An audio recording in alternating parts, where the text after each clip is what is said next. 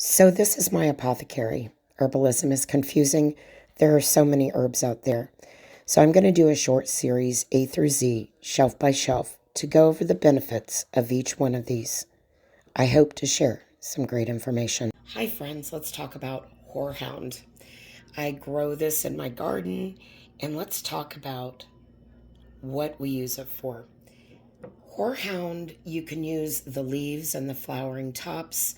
You can use the stems. If you look at this, the flowering portion of the horehound, when dried, looks a lot like mullein.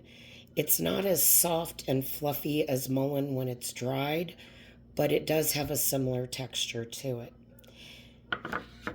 You can use this in teas, syrups. It's known to be used in throat lozenges. It's good for use in chronic bronchitis and whooping cough. It can help with loss of appetite, flatulence, bloating, respiratory issues. It has antispasmodic, antiparasitic, antiviral, antimicrobial, and antihypertensive issues. It is a vasodilator, a diaphoretic, a diuretic, and it's been known to be used in treatment of intestinal parasites. You could use this for cardiovascular disease, diabetes, pain and inflammation, and wound healing.